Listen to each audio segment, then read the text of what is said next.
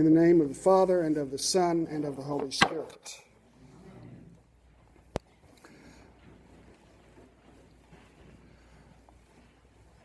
Well, you know we're wearing white today, and this doesn't look exactly like the fourth Sunday after the Epiphany, because it's February 2nd, and it's one of those fixed date celebrations in the church's calendar where that celebration overrides a regular Sunday. Now, why this would be such a big deal in the life of the church has a lot to do with what the time of the year is, much more than the actual celebration, although I think this is a great celebration. But as you all know, this is also Groundhog Day. And the reason it's Groundhog Day and all of the various celebrations, it's exactly halfway between the winter solstice and the spring equinox. And so in Europe, in the pagan religions, this was a huge celebration day. And Christianity, not being entirely stupid, covered all of these big pagan festivals with a Christian festival. And this is the one that landed to cover this big celebration of halfway through winter. That said, the timing's right. It's 40 days after Christmas. And what was going on in the story is, in the Old Testament, a woman who gives birth to a male child is to give sacrifice for purification and for thanksgiving for safe birth 40 days after giving birth. Interestingly enough, a woman who has a female child is impure twice as long, and it's 80 days. Trust me on this thing, that's the law. But so it's 40 days after giving birth to Jesus, and Mary is there to offer sacrifice of 2 birds, 2 turtle doves or 2 pigeons as required by the law. That in itself is interesting, because what the law specifically says is a lamb and a dove, unless you're poor, and then 2 birds. So perhaps Luke wants us to know that they weren't really rich, or maybe by that time no one was sacrificing a lamb for this anyway. We don't know. But there was something else going on too, and that is a firstborn male was to be redeemed, that God had at the time of the Exodus, when the angel of death passed over Israel, all firstborn males would be consecrated to God. And so a firstborn male would have to be redeemed, that is, brought to the temple, brought and paid 5 shekels to redeem that firstborn child. Now what's interesting here is Jesus is not redeemed. He's brought and presented to the temple, and nothing is said about the 5 shekels. But what's probably going on in Luke's mind, as well as everyone else, is Jesus is being compared to the great prophet Samuel, who was also, his mother, Hannah, begged for to be able to have a child, and promised God that if she had this child, she would dedicate him to God's service all the days of his life. And very similarly, after Samuel was born, Hannah came and presented him in the temple and dedicated him to God. When she was weaned, she took him and left him there. So already Luke is saying several things about who Jesus is, that his whole life will belong to God. And we've already gotten a good hint of that from the rest of the story leading up of his birth and everything else. But that also that the family was good Jewish family and living according to the law. Now that part is all kind of straightforward, but then you have here the encounter with the old Simeon, this man who has been hanging around the temple to an old age because he's been promised by God that he would see the Messiah before he died. And he comes up, he sees the child, recognizes who he is, takes him in his arm, and he says this wonderful canticle, which we still sing today, the Nunc Dimittis. And then he also makes this prediction. He says, this child is set for the fall and the rising of many in Israel. The fall and the rising of many in Israel. He will reveal their inmost thoughts. So it's a kind of a dire prediction.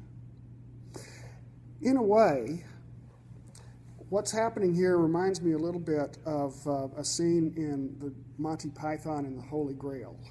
If you ever saw the movie, at one point there's this talk of the great fear of the guardian. And they finally get up and see the guardian. It's this cute little bunny rabbit. And they go, "What do you mean? It's just a cute little bunny rabbit." And they say, "It's the most vicious rabbit in the world." And it turns out to be. Now, what's happening here, you heard in the first reading from Malachi. It says, "And suddenly the Lord will appear in his temple. But who can abide the day of his coming? He will be like a refiner's fire." And this is actually who it is.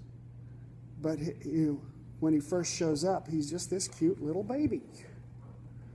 But what Simeon wants us to know is he is going to upset the whole apple cart. He is going to, by his life and ministry and who he is, he will require all of Israel, in fact, all the world, to make a decision, to change, to do something. He will change the world. Now, that whole thing of purifying the temple happened right at the end of Jesus' career. As you know, according to Luke and Matthew, Mark, when he rode into Jerusalem on Palm Sunday, he did purify the temple with a whip and driving out the money changers and the animal sellers and all of that. The same sign. But here at the beginning, Luke is setting this up because people will be forced all through his career to make a decision about who he is and what they're going to do about it. And for many, it's going to be tough. Even that hint to Jesus' mother, Mary, a sword will pass through your own soul as well. The decision or not the decision to follow Jesus always has its consequences, both good and not so good. A cost as well as reward. As Jesus went through his whole career, many people who should have recognized who he was rejected him, but many others accepted him. The main thing was the call. The call was, "Follow me." Some did, some didn't. Today, I think the same thing is going on. It's the same call. Jesus continues to call all of us into a new relationship with God through following him. Today, I think probably the biggest issue is the large number of people who hope we can just skate by on this one and not have to do anything about it. They come in many stripes, but probably the most common today is the spiritual but not religious group, right? Who say, well, he was a really interesting guy, and he said a lot of really interesting things, but I'm not into religion, and we're just going to leave it at that. C.S. Lewis dealt with that kind of approach many, many years ago. I was hunting around this week for my copy of Mere Christianity so I could give you the quote, and alas, I could not find it. So I'm going to have to paraphrase it for you. But what he said, what C.S. Lewis said was this: Jesus is either who he says he is, that is, the Messiah, the Son of God, the person who has come to inaugurate the new reign of God's rule in the world, this new age, or he's not. And if he's not, then he's a madman or a monster or worse. He said, he is either who he said he is, or he's a madman or a monster or worse. He said, what we can't say is, well, he was an interesting moral teacher, or he was some kind of a good example. He says, because Jesus didn't give us that option. His call was not, hey, look at this, form an interesting opinion. His call was, follow me. Now, in following Jesus, that doesn't mean there's only one way to follow Jesus. There's many ways to follow Jesus as there are people. And to say that we have to decide either to follow Jesus or not does not mean that people who are not Christian are somehow awful people and have no access to God and are damned or whatever else you want to say. It's not saying that. What it is saying is for us, if we decide, if we answer the call to Jesus, then it means we are to respond in our lives. And we can't just acknowledge it and do nothing. We have to do something about it. I've said over and over again, faith is not the ascribing to or assenting to a whole bunch of doctrine. And someday, if you want to go out and meet me for a beer or a cup of tea or something, I can go over a whole lot of Christian doctrines that I don't agree with. But that's not what faith is about. Faith is about putting our trust in God and trusting our lives to God through Jesus Christ and acting on that. That's faith. That's what the call is all about. And as within Jesus' time, in doing that, we have to be cognizant that there will be a cost as well as reward. For Jesus, the cost was very high. It involved a cross. For us, it can involve anything from ridicule to maybe a different path or a different career or all kinds of things. The reward itself is also harder to get at. A lot of times we reduce salvation to simply, we'll get to go to heaven after we die. And that is part of it. But there's so much more. Because salvation comes with the acceptance of Jesus Christ. Salvation comes when we're baptized. It comes when we sign on. And it means that we live our lives according to God's will. It means that no matter whether we get good or bad, God is on our side.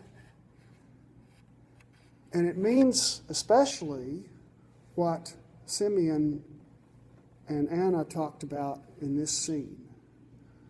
In that beautiful canticle, what Simeon said is, Lord, you now have set your servant free to go in peace, as you have promised.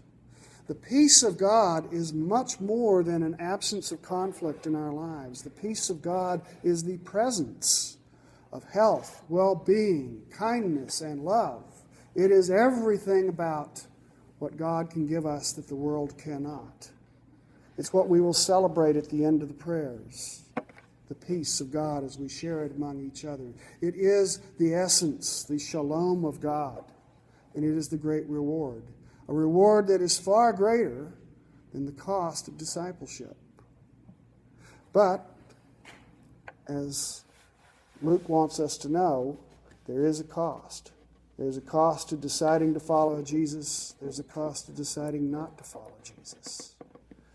And the decision is always ours, set before us, to live our lives according to God's will or not. Here was the first instance where Jesus came and was presented and a decision made.